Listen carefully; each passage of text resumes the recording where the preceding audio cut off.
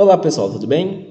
Aqui quem fala é o Tenente Renan Cruz, professor de artes, e vamos para a nossa aula de hoje, que tá bacana, tá legal, hein? Deixa eu ajeitar aqui, colocar minha imagem aqui no cantinho, vamos lá? Então, hoje a gente vai fazer uma retap da nossa A3, beleza? Estamos iniciando o segundo trimestre, tá joia? Mas faremos a retap aí da nossa A3, da primeira e segunda chamada. Então vamos lá, hein? Olha só, da primeira chamada, temos essa questão aqui. A arte expressa, com suas linguagens, a cultura de um povo e pode ser criada em grupo ou de forma individual. A cultura, no entanto, diferencia-se da arte ao considerar que, vamos lá, as pessoas de mesma cultura compartilham hábitos e tradições. As pessoas de mesma cultura expressam visões e emoções nem sempre compartilhadas. A arte transmite tradições compartilhadas por todos os povos. Sua transmissão está embasada na criação individual. Exclui a criação em grupo. Bom, para resolver essa questão aqui, muito simples. Olha só. Ao considerar a cultura, se a gente sabe que cultura é algo criado em grupo, então não excluir a criação em grupo. Essa está fora. Sua transmissão está embasada na criação individual. A cultura, se é criada em grupo, então é em grupo, não individual. Fora também. A arte transmite tradições compartilhadas por todos os povos. A arte pode ser um meio e transmitir com suas linguagens de fato tradições, mas não é compartilhada por todos os povos. A gente não tem aqui, por exemplo, a tradição japonesa, sueca. Na Suécia existe, por exemplo, o Midsummer, que é dia 24 de junho, que é o meio do verão, que significa. É um feriado. Então, assim, são culturas completamente diferentes. Então, não é compartilhado por todos os povos. Fora também. As pessoas de mesma cultura expressam visões e emoções nem sempre compartilhadas. Entre A e B, dá um peguinha aí, né? Olha só que tenso isso aqui. Agora que eu vi isso, inclusive, olha só. As pessoas de mesma cultura expressam visões e emoções nem sempre compartilhadas. Veja bem, pessoas de mesma cultura que cresceram juntas, né? Têm a mesma visão. Em geral, professor, mas tem outro que não tem. Ok. Em geral, pela porcentagem, tem um tipo de visão similar. Você pega alguém, por exemplo, que vem do Nordeste, vamos supor assim, e a visão dele é ganhar a vida numa cidade grande. A maioria das pessoas que moram onde ele está tem essa mesma visão, ganhar a vida numa cidade grande. É cultural deles, um pensamento, essa visão, beleza? Agora, as emoções, as visões são de fato compartilhadas, tá bom? Mas emoções não, nem sempre são compartilhadas. As pessoas de mesma cultura compartilham hábito e tradições. Sim, as pessoas de mesma cultura compartilham de fato hábitos e tradições. Então, resposta letra A. Eu peguei aqui um pedaço da aula, das nossas aulas anteriores, que fala desse trecho. A cultura é construída em grupo e se dirige a uma coletividade. As pessoas que fazem parte aqui está separado, de uma cultura compartilham hábitos e tradições. Sim, beleza. A arte pode ser criada em grupo ou de forma individual, mas diferentemente do que ocorre na cultura, expressa visões de mundo e emoções nem sempre compartilhadas por todo o grupo, porque na cultura, em geral, são compartilhadas, tá bom? Professor, mas pode ter uma pessoa, gente, considera a porcentagem maior, cultural, Se é cultural, é uma visão específica, tá bom? A emoção acaba sendo até muito individual, mas em si, de modo geral, é isso. Constituindo reflexo de quem a criou. Então, eu coloquei uma separaçãozinha aqui da arte, que tem essa questão da visão de mundo, beleza? Que, na verdade, acaba sendo uma visão de mundo bem individual. E da cultura, que tem essa visão de mundo que não é individual, é cultural mesmo. Então, existe a própria cultura e existe o próprio artista. Beleza? Vamos lá. Questão de número 2. A referência à história, à memória e à identidade de um povo através do seu conjunto de saberes, fazeres, expressões, práticas e produções é o que determina o patrimônio cultural, segundo o IPHAN, Instituto do Patrimônio Histórico e Artístico Nacional. O patrimônio cultural pode ser dividido em patrimônio material e imaterial. O patrimônio imaterial é constituído entre vários aspectos por A. Valores, memórias e costumes. B. Museus, tradições e crenças. C. Acervos, memórias e comportamentos. D. Artes, monumentos e sítios históricos. E. História, fortaleza, fortes e fortins. Vamos lá. O patrimônio imaterial é constituído entre vários aspectos por... Se a gente fala de um patrimônio material, é aquilo que é palpável. Se é imaterial, é aquilo que não é palpável. Então, se a gente considera, por exemplo, fortaleza, fortes e fortins, isso é palpável, está fora. Monumentos, palpável também, está fora. Memórias e comportamentos, não, mas acervos é palpável, fora. Museu também é palpável, fora. Valores, memórias e costumes, isso não é palpável, é a resposta correta. Beleza? E aqui vai um trecho da aula também, tá bom? De patrimônio material e imaterial. Basicamente isso. Patrimônio, né? A palavra patrimônio, se eu não me engano, tem origem também aí, acho que grega, de patris, talvez, né? Que significa basicamente uma herança, né? Aquilo que vem do pai. Isso que é patrimônio, aquilo que vem do pai. Então é pertencente a nós, patrimônio material, né? Então são nossos museus, monumentos, sítios, aquilo que foi construído, né? E patrimônio imaterial é justamente o que é criado culturalmente, que é aquela mesma coisa que a gente falou agora há pouco, na cultura. As pessoas compartilham valores, crenças, memórias, costumes, né? A história daquele local, né? Beleza? Então, vamos lá. Imaterial, não palpável. A prova estava bem tranquila, não é verdade? Eu sei que todo mundo mandou bem, com certeza, tenho certeza. Olha só, questão de número 3. Os museus surgiram em meio ao espírito nacionalista em meados da Revolução Francesa.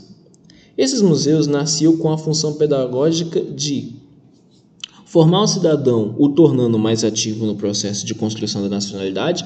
B. Difundir entre a alta sociedade os conhecimentos transmitidos pelos antepassados. C. Educar o cidadão comum de modo a amenizar seu processo de construção da nacionalidade. D. Formar a burguesia de maneira a aumentar o número de coleções particulares. E. Difundir as tradições e costumes de povos estrangeiros. Veja bem, surgir em meio espírito nacionalista. Se é nacionalista, então não vai haver costume aqui de povo estrangeiro. Então essa D aqui já está fora. Beleza? Essa E, desculpa, está fora. O museu nasceu com a função pedagógica. Ok, se a função pedagógica é fazer alguma coisa pelo povo. Difundir entre a alta sociedade o conhecimento transmitidos pelos antepassados. Olha, difundir o conhecimento transmitido pelos antepassados, com certeza, mas não é entre a alta sociedade. Não está fechando com a alta sociedade, joia? Está fechando para todos os povos, para a nação, beleza? Então esse aqui também está fora. Formar o cidadão, o tornando mais ativo no processo de construção da nacionalidade. Sim, essa aqui até então é a resposta. Por quê? Se ele tem uma função pedagógica e está com pensamento nacionalista quer trazer o povo para si, né? Quer que a sua nação saiba mais da sua história.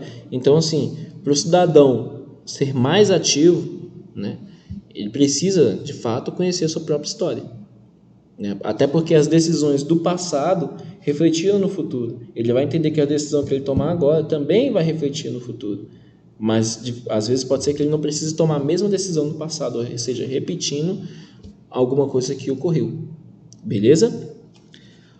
Educar o cidadão comum de modo a amenizar seu processo de construção da nacionalidade. Então, educar o cidadão comum de modo a amenizar. Não vai amenizar. Tá bom? Isso aqui também está fora. Nossa resposta já é A. D. Formar a burguesia de maneira a aumentar o número de coleções particulares. Não estava com intenção nenhuma de formar a burguesia, mas as coleções particulares aumentaram com certeza, tá bom? Mas a Revolução Francesa, né, veio com esse pensamento não vai formar a burguesia, beleza? Nossa resposta aí, beleza? Seguindo adiante então aqui são trechos da aula novamente, né, do século XV, colocando aqui, século XV, Renascimento trouxe um novo mundo para a Europa. No ano que vem, a gente vai pegar no segundo ano falar um pouco mais sobre Renascimento, né? Muita coisa boa acontecendo no Renascimento, né? Esse é um novo, né, para a história, muito bom. E o que acontece é que as pessoas começaram a ter dinheiro, então começou a ter mais coleções, começaram a comprar mais coisas, né? As pessoas que tinham como e adquirindo mais posses, mais coleções artísticas, né? E aí a Revolução Francesa veio a partir dessas coleções, né, criar espaços públicos para que as pessoas tenham mais conhecimento da sua própria história, beleza? Então alguns espaços foram abertos de fato ao público, beleza? Então assim, são pedaços novamente das nossas aulas, tá bom? Isso aqui é basicamente da aula de revisão, né? Na aula de revisão falamos sobre tudo isso, né? Então assim, tendo essa ideia de construção do museu, né, e pegar essas coleções, deixar como algo público, então a gente também teve aí um aparato jurídico e técnico, tá bom? Para trabalhar somente com isso, beleza? Bom, e aí vem a parte que fala disso aí, ó. Concebido dentro do espírito nacionalista, esses museus nasciam com a função pedagógica, a formação do cidadão através dos conhecimentos do passado, sendo possível a sua participação de maneira decisiva no processo de construção da nacionalidade. Basicamente isso, tá joia? Só se é um raciocínio nacionalista, né? Logo vai formar o povo para melhorar a nação, beleza? Aqui uma outra questão. Deixa eu ver, temos 11 minutos. Opa, dá tempo. Bom, aqui fala de Francisco Lisboa, né? O Antônio Francisco Lisboa, ou mais conhecido como Aleijadinho. Fala aqui, ó. Escultor, arquiteto dos mais importantes do Brasil. Deixou um patrimônio artístico composto por obras arquitetônicas, esculturas em Itália que podiam ser apreciadas em várias cidades mineiras, né? Foi bem concentrado em Minas Gerais por causa do ouro, né? Quando a gente fala do barroco brasileiro, a gente conversa mais sobre isso. Uma das suas obras mais famosas encontra-se na área externa do Santuário de Bom Jesus, de Motocínio. Bom, essa obra é a representação de... Aí a gente tem a imagem aqui e tem a obra, tá joia? 12 profetas cristãos esculpidos em pedra-sabão, fases da vida de Cristo, figuras importantes no Brasil, da formação do Brasil, pessoas importantes do Brasil colonial, pessoas importantes para a fé cristã esculpidas em mármore preto. A gente não estudou necessariamente o contexto histórico, né? Mas a gente estudou aí alguns artistas, né? A produção artística de alguns camaradas, tanto de fora como do Brasil, beleza? E aqui, nessa questão, que a gente tem é a produção específica desse artista, tá joia? Se há para a igreja, uma obra feita para a igreja, o que a gente tem de resposta aqui é 12 profetas cristãos esculpidos em pedra-sabão, tá joia? Professor, mas podia ser as fases de Cristo? Não são fases de Cristo, até porque teria que ser um bebê, uma criança, adolescente, depois a crucificação, depois a ressurreição, né? Não, essa obra não fala das fases de Cristo, tá bom? Da vida de Cristo. Figuras importantes para a formação do Brasil, a gente está falando de uma igreja, né? Pessoas importantes do Brasil colonial, não. Pessoas importantes para a fé cristã esculpidas em mármore preto, importantes para a fé cristã com certeza, mas se fosse mármore preto, a figura pelo menos estaria preta, né? Beleza? Então, resposta: 12 profetas cristãos esculpidos em pedra-sabão. E aqui fala um pouquinho de Aleijadinho, novamente, né?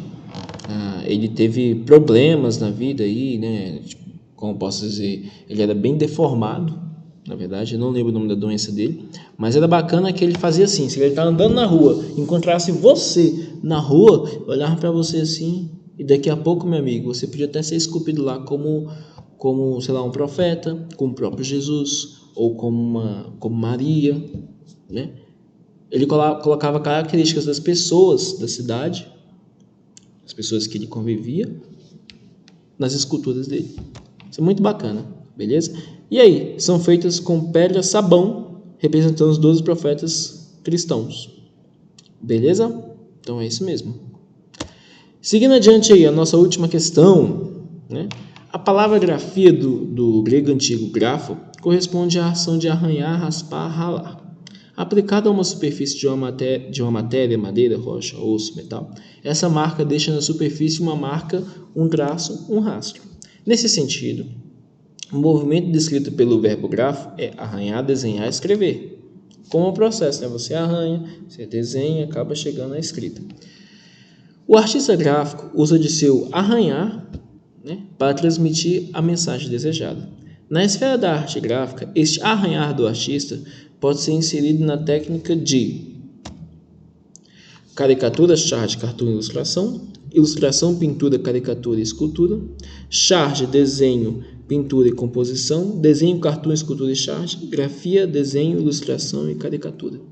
Vamos lá. Quando se fala de desenho ou de grafia, acaba podendo ser todas essas aí. Entretanto, quando se fala de arte gráfica, a gente tem a produção gráfica específica. Então, assim, pessoal, pintura é muito geral. Toda arte gráfica vai ter pintura. Então, tá fora. Desenho, mesma coisa.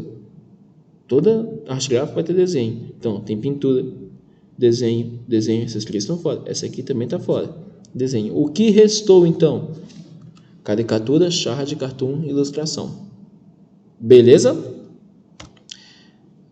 Então vamos lá. Aqui é pedaço do slide novamente. E se fala de arte gráfica vai ter pintura, vai ter desenho, né? Mas o específico que vai ter em arte gráfica é a caricatura, charge, cartoon e ilustração, que todos vão usar de pintura e desenho. Beleza?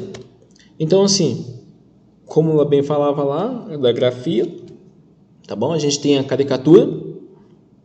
Okay. É um desenho de um personagem da vida real, por exemplo, políticos e artistas. Caricatura é interessante que o camarada vai pegar alguém real, né, da vida real, e vai enfatizar características desse personagem. Então, por exemplo, que é Van Gogh, né, ou Miles Davis. Né? Miles Davis tinha uma testa um pouco grande, o camarada vai lá e enfatiza isso.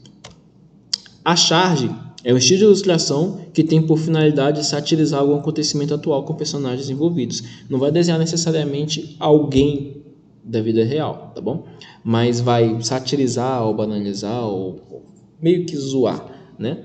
Um acontecimento, né? Com personagens envolvidos. Então a gente tem esse aqui, por exemplo, né? E aqui também, que já dá para entender muito bem o que quer dizer, né? Os médicos levando no Brasil. Beleza? Então a charge, né, ela vai falar de um acontecimento geral. Não está falando que nem o cartoon de uma pessoa específica. Beleza? Ou que nem o cartoon, não, desculpa. Não está falando que nem a caricatura de uma pessoa específica. O cartoon é agora. É um desenho humorístico, animado ou não, de caráter crítico humorístico que retrata sinteticamente o dia a dia de uma sociedade. No caso do cartoon, né, ele vai falar do dia a dia, não necessariamente ele vai pegar um acontecimento e falar desse acontecimento. Ele vai pegar, por exemplo, como se fosse o dia a dia, ou seja, o que está dentro da cultura da pessoa.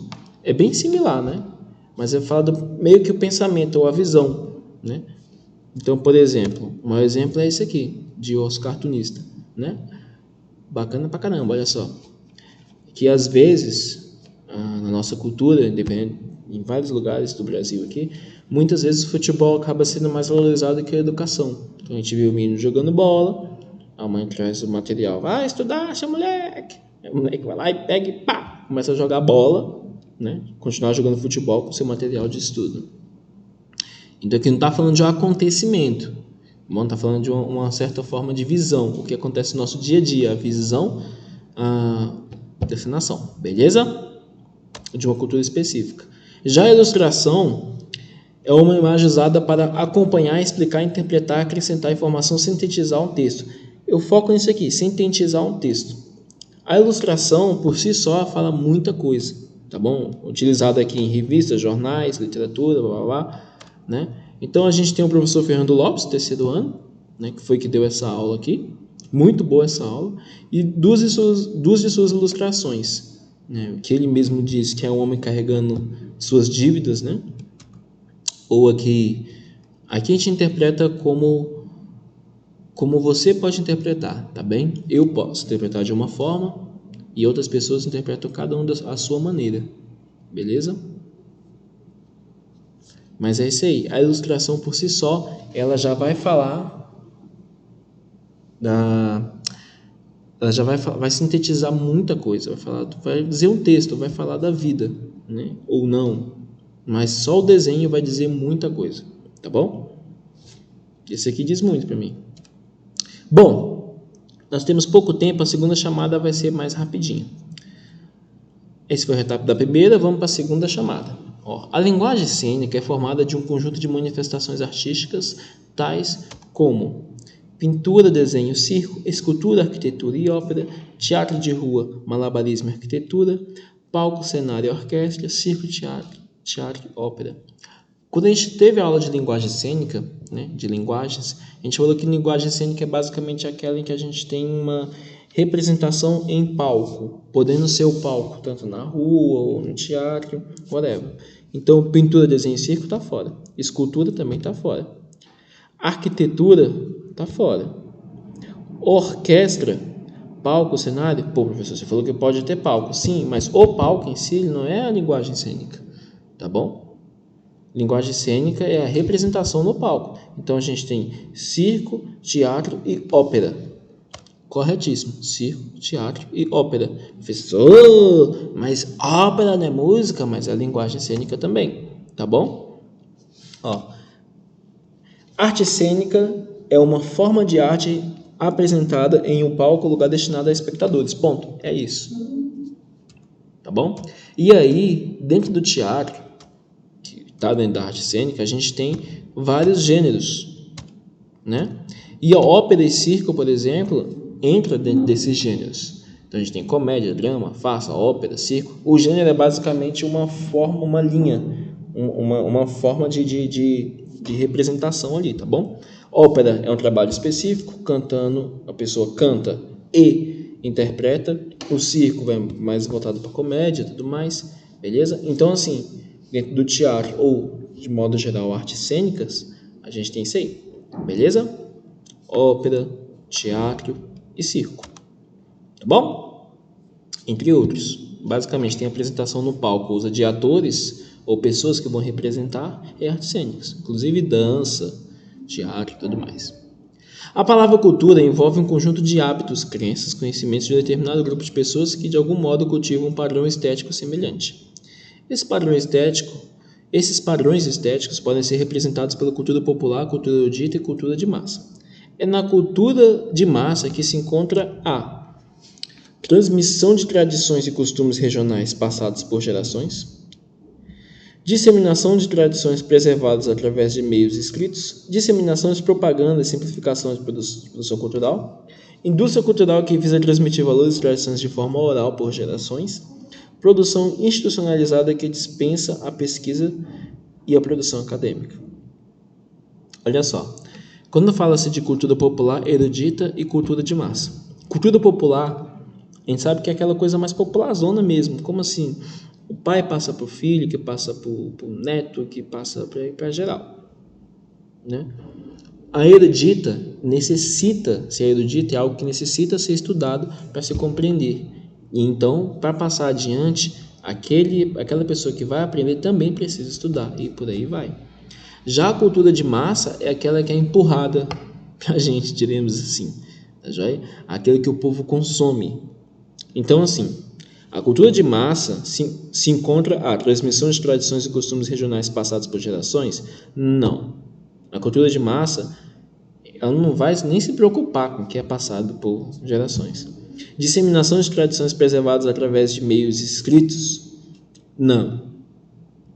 Ela não vai se preocupar em meios se é meio escrito ou não. Tá bom? Disseminação de propaganda e simplificação de produção cultural? Isso. Porque ela vai se preocupar em faz a propaganda, você comprou a ideia, você vai comprar, você vai gastar dinheiro com isso. E aí o camarada vai ganhar bastante com isso, né? Simplificação da produção cultural? Sim, não vai ser algo muito complexo, vai ser algo bem específico, vai trabalhar em cima daquilo que a gente gosta. É tipo falar de heróis ou a própria Marvel, por exemplo. Os Vingadores é o melhor exemplo, né? Ou a Disney, Mickey, tudo mais. É em cima do que o povo gosta. A ideia de príncipe encantado, bababá, essas coisas assim. Beleza? Então, resposta, letra C aqui. Indústria cultural visa transmitir valores e tradições de forma oral por gerações. Não. Não é de forma oral e muito menos por gerações. Tá bom? A produção institucionalizada que dispensa pesquisa e a produção acadêmica.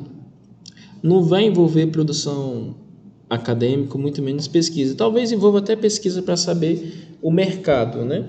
Mas não vai manter uma tradição, uma cultura ou nada do tipo. O importante para eles é saber o que a pessoa gosta, o que a pessoa deixa de gostar e como ganhar mais dinheiro. É isso. Beleza? Em outra oportunidade a gente fala um pouco mais sobre isso também. Não tem totalmente a ver com música, com a era do rádio. Não sei se a gente já conversou sobre isso. Mas quando, mais ou menos no Brasil aí, a arte passa a ser em segundo plano, né? A gente tem um período chamado a Era do Rádio. Quando em 1920, 30, a rádio chegando no Brasil, né? A gente tem a influência muito forte americana e em outro momento a gente conversa sobre isso, que é muito bacana. A gente vai entender o surgimento aí da obsolescência programada. Que é isso, professor? Basicamente, quando a coisa é feita com validade. A coisa é feita para se quebrar e a pessoa comprar outra e assim o cara ganhar mais dinheiro. Houve um momento da história em que a arte passou para segundo plano. Ah, professor, isso é obrigatoriedade, passou e ponto. Não. Né? Algumas coisas passaram, outras não, mas aí vai de acordo com a cultura de cada local. Professor, não entendi nada, não tem problema não. Bom, aqui é só um exemplo buscado da aula, tá bom? Da classificação de cultura, né? Separando por cultura de massa, erudita e popular. Sendo a popular, né? Essa coisa de costume ou tradição regional, né? A de massa, de fato, né? Focada no consumismo, como a gente conversou, e a erudita, né? Sendo dentro de uma instituição, curso técnico, universidade, que precisa de estudo. Beleza? A gente tem pouco tempo, mas vamos para a questão 3, depois a 4 e a 5 e fechamos por hoje. Olha só, a respeito de museu. Com o colecionismo florescendo na Europa do século XV, surgiram muitas coleções que posteriormente tornaram-se museus. Na Revolução Francesa surgiu a concepção atual de museu devido a... Opa, apertei aqui sem querer, mas está aqui. Montagem de um aparato jurídico e técnico de proteção ao patrimônio francês. Bom, olha só, essa é a resposta. Acabei apertando aqui sem querer, mas tudo bem. Mas veja bem, a gente conversou ali da primeira chamada, né? De que a gente tinha aí justamente essa coisa do colecionismo e tudo mais. Esse colecionismo cresceu e depois tornou-se os museus. Ok. E aí, na Revolução Francesa, foi criado justamente o aparato jurídico e técnico de proteção a esse patrimônio. Então, o aparato jurídico e técnico que defendesse isso e passasse a ensinar ao povo, como a gente viu anteriormente. Tá bom? Então, assim...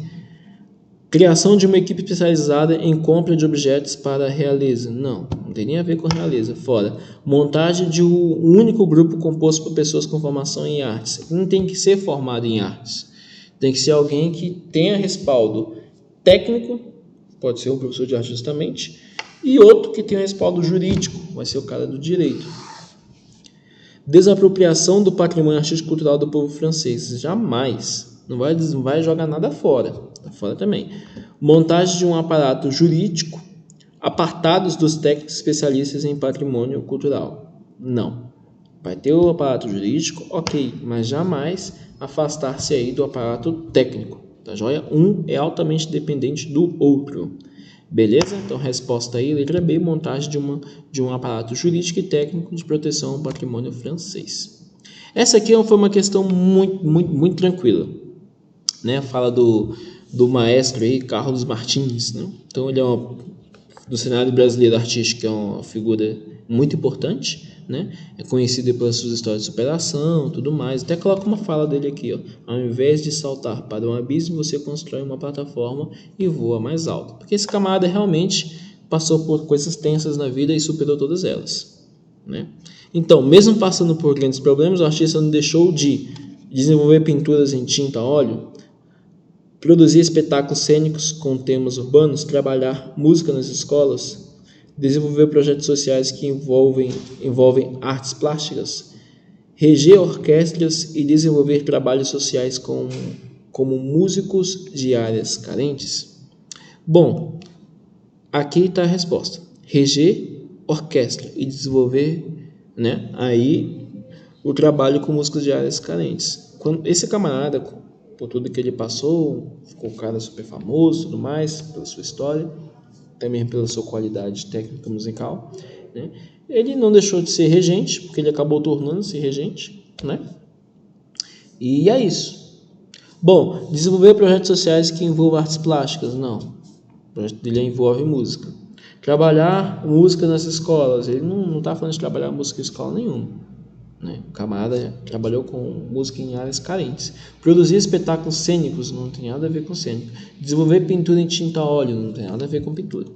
Novamente, um trecho da aula que fala um pouco dessa coisa da vida dele e tudo mais. Aqui a mão dele torta já, né? Que ele teve um problema na sua mão, né? Vários problemas, na verdade. Ele como maestro. Esse camarada aqui, nesse design, inventou essa mão mecânica para ajudá-lo e assim ele voltar a tocar piano. Beleza? Última questão. Dentro da arte gráfica é encontrada a classificação da obra do artista a partir da sua finalidade e características. A ilustração, utilizada em jornais, revistas, livros e propaganda, tem a finalidade de acompanhar, explicar, interpretar, acrescentar informação e sintetizar um texto. Olha aí, retratar de forma humorística e sintética o dia a dia de uma sociedade, satirizar algum acontecimento atual com personagens envolvidos, representar de maneira humorística algumas circunstâncias, vícios e hábitos particulares de personagens da vida real, retratar hábitos, explicar, interpretar e acrescentar informações de um texto. Aqui a gente falou agora há pouco, ficou mais tranquilo, né? Que a ilustração ela vai sintetizar de fato um texto, então ela vai acompanhar, interpretar até acrescentar informação. Ela vai apresentar alguma coisa ali, tá joia? Retratar de forma humorística e sintética o dia a dia de uma sociedade? Não. Satirizar um acontecimento atual com personagens envolvidos? Também não. Representar de maneira humorística algumas circunstâncias e vícios? Também não. Retratar hábitos, interpretar e acrescentar informações de um texto? Também não. A gente tem que retratar de forma humorística e sintética o dia a dia. Quando a gente fala assim do dia a dia, de alguma coisa assim, geralmente envolve aí, se eu não me engano aqui, eu até pegar aqui, né, mas o cartoon ou se não aí a charge, beleza? Satirizar algum acontecimento atual com personagens envolvidos, né? Aqui sim a gente tem a charge de fato. Opa, alguém me ligando. A gente tem a charge de fato, tá bom? Quando a gente fala de maneira humorística, né? É quando a gente fala de caricatura, né? Então representa assim o hábito de alguém, o vício, né? Aqui também é a caricatura, tá joia? Então assim, ilustração basicamente é sintetizar um texto. Essa coisa é muito confuso, até alguém chegou a me perguntar, quando se fala assim, por exemplo, se a gente fala de ilustração, ok, ilustração é um dos mais tranquilos, porque eu vou trazer informação. Quando a gente fala, por exemplo, de caricatura também, é super tranquilo. Mas quando se fala de charge ou cartoon, são os dois que complicam um pouquinho, né? Porque são tanto quanto similares.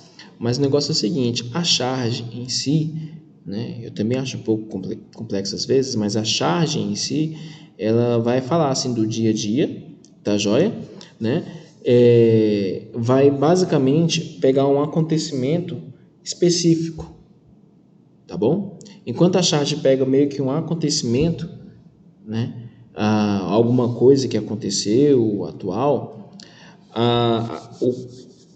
como posso dizer aqui, o cartoon, ele vai falar aí da sociedade. O cartoon, ele vai tratar aí, como posso dizer, é um pouco complexo mesmo, mas o cartoon, ele vai falar do dia a dia, ou basicamente, quando você fala do dia a dia, a gente fala quase que de um pensamento, tá joia?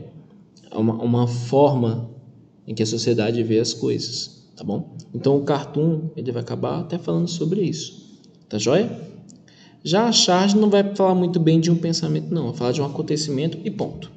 Beleza, pessoal? Bom, eu sei que fica meio confuso, né, essa parte de charge e cartoon, mas em geral eu não vou sair cobrando sobre charge e cartoon, não. Porque esses dois são um pouco confusos mesmo. Mas a ilustração, bom, e a caricatura, esses são bem tranquilos. Bom, pessoal, aqui a gente tem uma fala da ilustração rápida, tá joia? E por hoje é só, nosso tempo já está bem avançado e a gente se encontra logo logo. Valeu, tchau, tchau!